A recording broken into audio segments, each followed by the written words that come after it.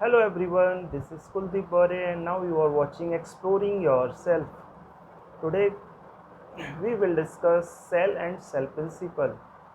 कोशिका के बारे में महत्वपूर्ण जो सिद्धांत हैं, अवधारणाएं, उनको आज हम इस वीडियो में समझेंगे और यह वीडियो आपके कॉम्पिटिटिव एग्ज़ाम के पॉइंट ऑफ व्यू से बहुत महत्वपूर्ण रहने वाला है। और साथ में जो सिविल सर्विसेज के मेंस की जो प्रिपरेशन कर रहे हैं वो भी इस वीडियो से लाभान्वित हो सकेंगे। तो गाइस इस वीडियो को पूरा देखिए, सब्सक्राइब करिए हमारा चैनल और लोगों को शेयर भी करिए, जिससे मैं मोटिवेट हो सकूं और आपके लिए और इंटरेस्टिंग वीडियोस ला सकूं साइंस से रिलेटेड। Thank you.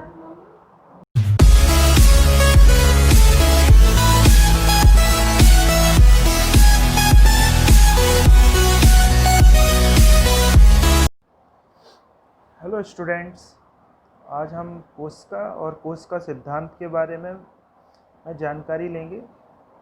साथ ही में हम ये भी जानें कि जीवन के विकास में कोशिका सिद्धांत की किस तरीके से महत्वपूर्ण व्याख्या हुई है और सेल जीवन के विकास में किस तरीके से महत्वपूर्ण है। तो हम कोशिका की डेफिनेशन के बारे में बात करते हैं, जो मेंस के जो विद्यार्थी हैं उनको भी हेल्प करेगी कि कोशिका क्या है। कोशिका जीवन की संरचनात्मक एवं क्रियात्मक इकाई है और यह शरीर की सूक्ष्मतम इकाई भी है। संरचनात्मक से मतलब है कि जीवन के किसी भी ऑब्जेक्ट, बॉडी या प्लांट्स के संरचना के निर्धारण में कोशिका की एक महत्वपूर्ण भूमिका है। साथ में क्रियात्मक से मतलब है कि किसी भी कोशिका के किसी भी प्लांट्स, एनिमल, ह्यूमन के अंदर जो विभिन्न तरीके की प्रक्रियाएं चल रही हैं उनके निर्धारण में भी कोशिका की एक महत्वपूर्ण भूमिका है। और साथ में कोशिका शरीर की सूक्ष्मतम इकाई। सूक्ष्मतम इकाई से मतलब है कि हमारे शरीर का जो डेवलपमेंट में सबसे महत्वपूर्ण घटक है कोशिका।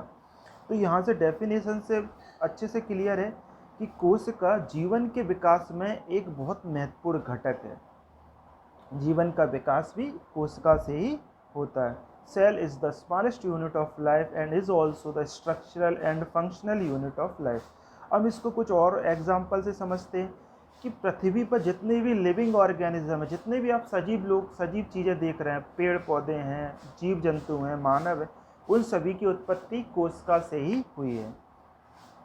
माँ के गर्भ में जो भ्रूण का विकास होता है, जब बच्चा पैदा होता है तो विकास उसकी निरंतर प्रक्रिया चलती रहती है 9 महीने तक। तो वो भी एक कोशिका के जरिए ही होता है। जो सर्वप्रथम जो उसकी कोशिका रहती है, जायगोट जिसे कहते हैं, उसी से बच्चे का धीरे धीरे विकास होता रहता है और फिर हमें फाइनली बच्चा इतना व्यवस्थित रूप में जो मिलता है, इतना उसकी जो स्ट्रक्चर का जो विकास होता है, वो भी कोशिका के विभाजन, नई कोशिकाओं के बनने से ही उसका पूरा एक शेप क्रिएट होता है। अब हम कोशिका के अध्ययन की बात करें, कई बार फैक्ट्स के रूप में एग्जाम में आ जाते हैं। कोशिका का अध्ययन को हम साइटोलॉजी कहते हैं। वही कोशिका की खोज की बात करें तो रॉबर्ट हुक नामक एक ब्रिटिश वैज्ञानिक थे, जिन्होंने 1665 में कोशिका की खोज की। और सबसे अच्छी बात, सर्वप्रथम कोशिका शब्द का प्रयोग भी इन्होंने किया। अब हम एक महत्वपूर्ण सिद्धांत की ओर बढ़ते हैं, जिसे कोशिका सिद्धांत, सेल प्रिंसिपल के नाम से भी जानते हैं। यह सिद्धांत जर्मनी के 2 वैज्ञानिक थे, एम.जे. स्लाइडन और स्वान, इन दोनों ने दिया था। जहाँ एम स्लाइडन एक बॉटनिकल साइंटिस्ट थे, वहीं स्वान अपने प्राणी वैज्ञानिक थे। अब इन्होंने कोशिका के संदर्भ में अपनी अलग अलग बातें की, अपने अपने फील्ड के संदर्भ में। उन सभी का हम जो निचोड़ हैं वो हम यहाँ समझेंगे कि कोशिका सिद्धांत है क्या और ये क्यों इम्पोर्टेंट है, क्योंकि मेंस के एग्ज़ाम में ये क्वेश्चन है ना, रिटर्न में कभी भी आ सकता है।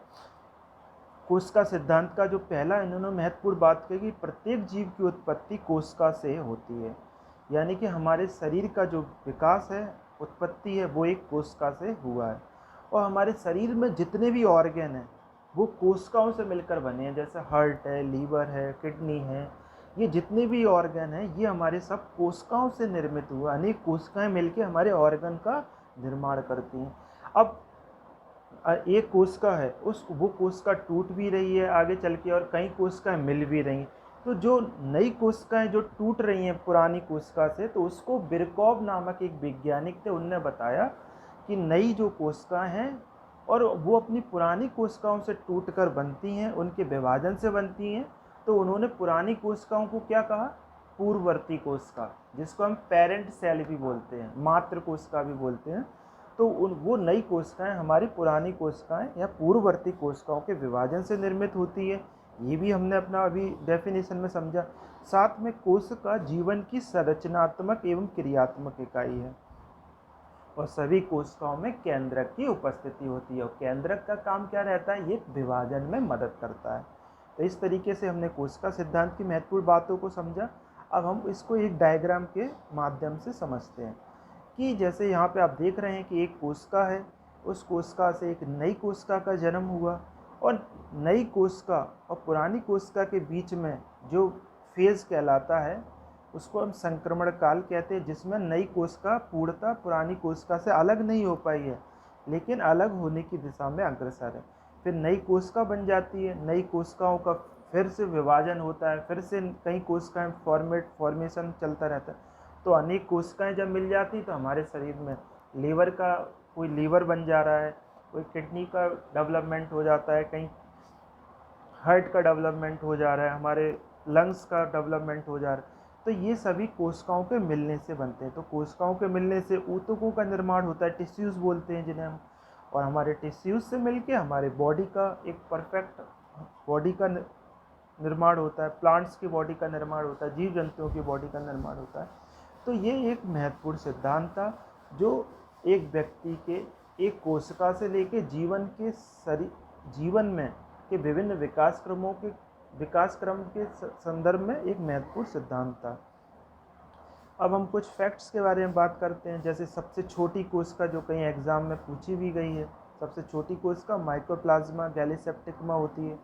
सबसे बड़ी कोशिका तंत्रिका तंत्र की, जो हमारे स्पाइनल कॉर्ड है वहाँ की होती है। वहीं सबसे बड़ी कोशिका शुतुरमुर्ग की होती है। तो इस तरीके से आज हमने कोशिका और कोशिका सिद्धांत के बारे में समझा और आगे के सेशन